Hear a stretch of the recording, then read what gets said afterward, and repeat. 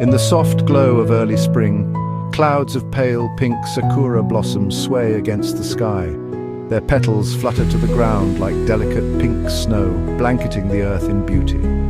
For over 1,000 years, the people of Japan have gathered under these blossoms, celebrating the arrival of spring with poetry, food, and friendship.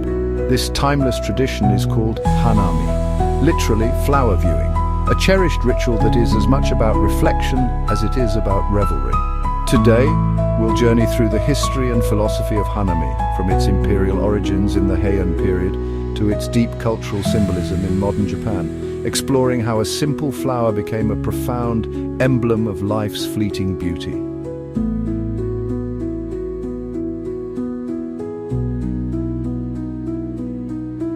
The story of Hanami begins in ancient times. Over a millennium ago, Japan's aristocracy looked to the flowers each spring as heralds of the agricultural cycle.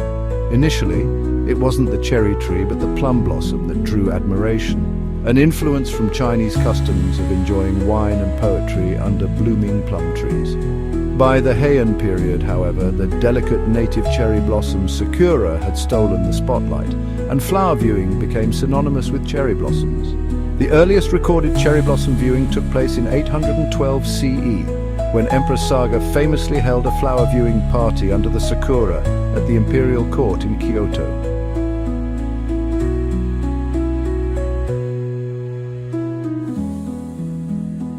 These early Hanami gatherings were elegant affairs.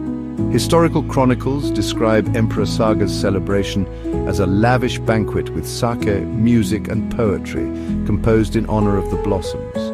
Courtiers in silk robes sat beneath pink canopies of blooms, trading verses about the falling petals. People believed that spirits, kami, dwelled within the sakura trees, and offerings of food and rice wine were made to ensure a good harvest before everyone feasted together under the flowers. In one scene from the Heian-era classic The Tale of Genji, an extravagant flower feast is depicted, a reminder that by the 10th century, Hanami was already woven into courtly life and literature. Under those ancient blossoms, poems praised the sakura as a metaphor for life itself, radiant and beautiful, yet fleeting and ephemeral.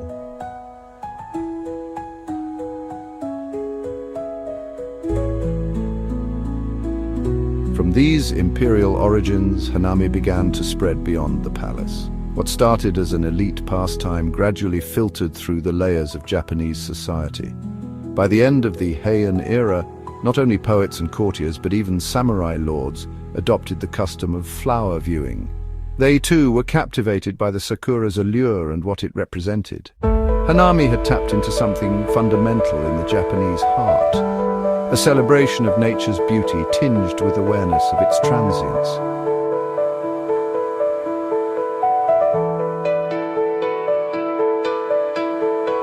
As centuries passed, the tradition of Hanami blossomed across all levels of society.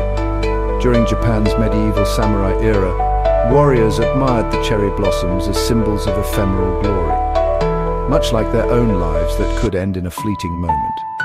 One legendary celebration was hosted by the warlord Toyotomi Hideyoshi. In the spring of 1598, Hideyoshi staged an extravagant Hanami gathering at Daigoji Temple in Kyoto, going so far as to have 700 cherry trees planted to create the perfect vision of springtime splendor. Amidst renovated temple gardens, he and 1,300 guests dressed in their finest robes enjoyed a dazzling day of drinking tea and viewing blossoms, a spectacle so famous that it's reenacted in Kyoto to this day as Hideyoshi's flower viewing parade. Such events showed how Hanami was embraced not only as private reflection, but also as public pageantry and power display. It was during the Edo period, under the peaceful rule of the Tokugawa shoguns, that Hanami truly became a festival of the people. No longer confined to emperors and warlords, cherry blossom viewing spread to townspeople and villagers across Japan. Shogun Tokugawa Yoshimune in the 18th century is said to have ordered cherry trees planted throughout Edo, Old Tokyo, to encourage flower viewing for everyone. Soon, each spring, riversides and temple grounds in the city burst into bloom with sakura, drawing throngs of commoners to picnic under the boughs.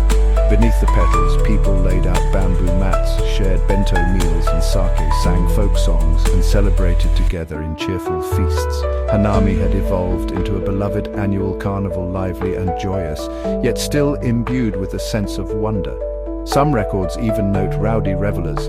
The phrase "Hanayori dango dumplings" over flowers pokes fun at those more interested in snacks and drink than contemplating the blossom. But even in the merriment, the Japanese cultural instinct to sense the poignant beauty of falling petals never disappeared. By the late Edo and into the Meiji era, cherry blossoms had become an emblem of the nation's identity.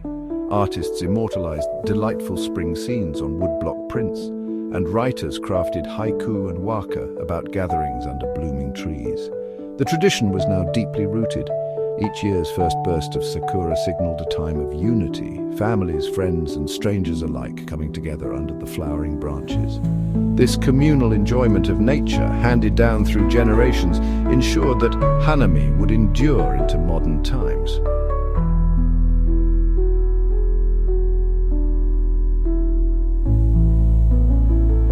What is it about cherry blossoms that inspires such devotion? The answer lies in a distinctly Japanese sensibility known as mono no aware, often translated as the pathos of things, or an empathy toward the impermanence of the world. Every spring, Sakura bloom in breathtaking abundance, yet only for a brief moment. In a week or so, the blossoms fall from the trees, their glory fading almost as quickly as it arrived.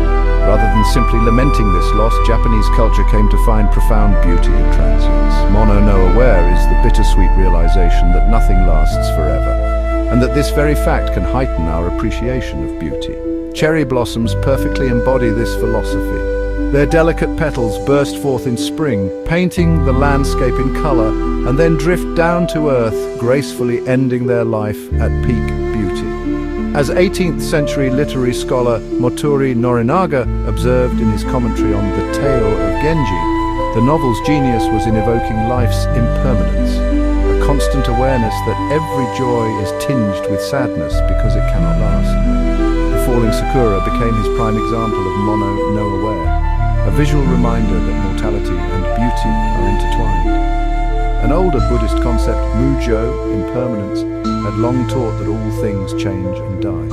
But mono no aware turns this into an aesthetic insight. It encourages a gentle, reflective sadness that deepens one's appreciation for moments that pass. Standing under a shower of petals, one cannot help but feel a mix of joy and melancholy, aware that this splendid moment exists only now and that its fleeting nature is what makes it precious. This sentiment found expression in many forms.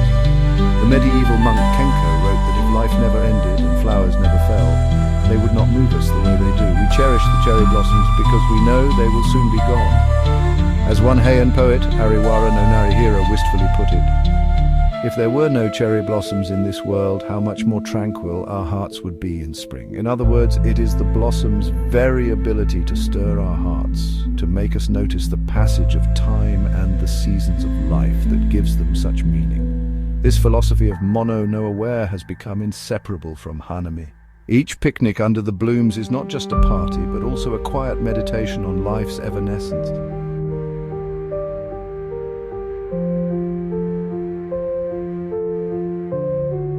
Through the ages, cherry blossoms have inspired countless poems, paintings, and traditions. In classical literature, sakura are an ever-recurring motif.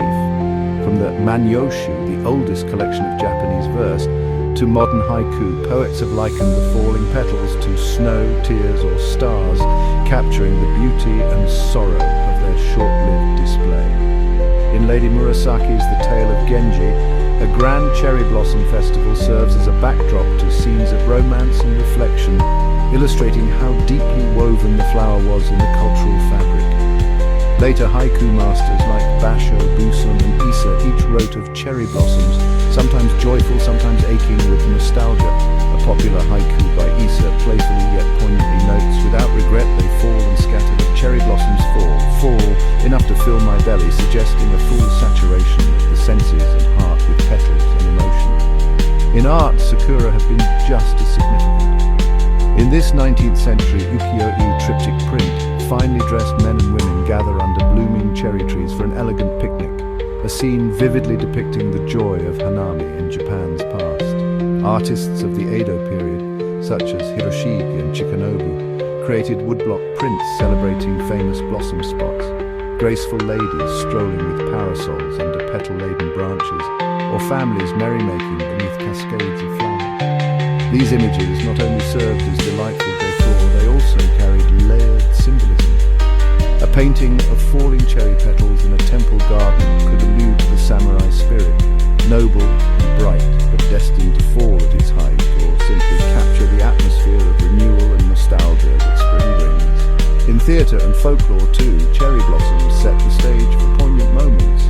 For example, traditional no and kabuki plays often include scenes under sakura trees to evoke mono-no wear in the storyline.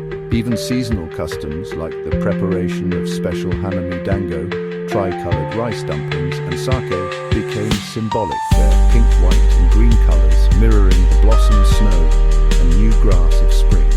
Through art, literature and ritual, cherry blossoms came to symbolise not just spring, but the delicate balance of joy and impermanence in Japanese culture.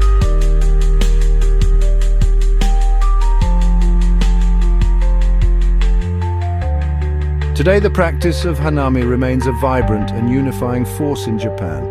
Each year as winter fades, anticipation builds for the Sakura Zensen, the cherry blossom front that sweeps northward across the archipelago. The media tracks the blooming forecasts, and when the first buds open, friends and co-workers rush to reserve spots beneath popular trees. Modern cities might be full of skyscrapers and neon, but come spring, nature's pageant takes center stage once again. In parks like Ueno or along Kyoto's Philosopher's Path, you'll see office workers still in suits, families with children, students and elderly couples, all gathered under canopies of pink and white. They spread out blue tarps or picnic blankets, unpack elaborate bento meals and drinks, and for a day or an evening, time seems to slow under the blossoms. Laughter and chatter mix with the sight of petals twirling down into cups of sake. After sunset, Yozakura night blossom viewing takes over.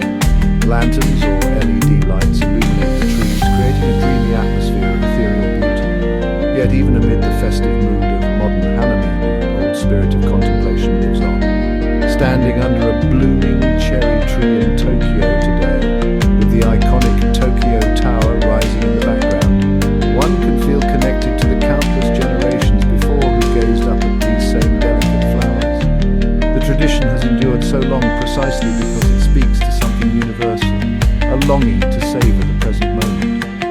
Just as samurai centuries ago saw in the sakura a mirror of life's fragility, people now still pause, if only for an instant, to absorb the mono-no, aware of the petals falling around them. Cherry blossoms have also become a global ambassador of Japanese culture, celebrated in cities worldwide, yet nowhere is the connection as profound as it is in their native land. In Japan, the return of the blossoms each year is greeted almost like an old friend. In art galleries and literature classes, in family photo albums and personal memories, the cherry blossom continues to inspire. The image of a lone sakura tree blooming on a hillside, or a flurry of petals swirling in the wind, is instantly recognizable and evocative. It reminds us that no winter lasts forever, and that renewal is always around the corner, but also that each spring, each moment of beauty must be treasured, because it will not last indefinitely. Hanami, therefore, is more than just an outdoor picnic under pretty trees. It is an annual act of mindfulness woven into the culture. It calls on people to gather not only with each other, but also with a heightened awareness of nature's rhythms and life's impermanence.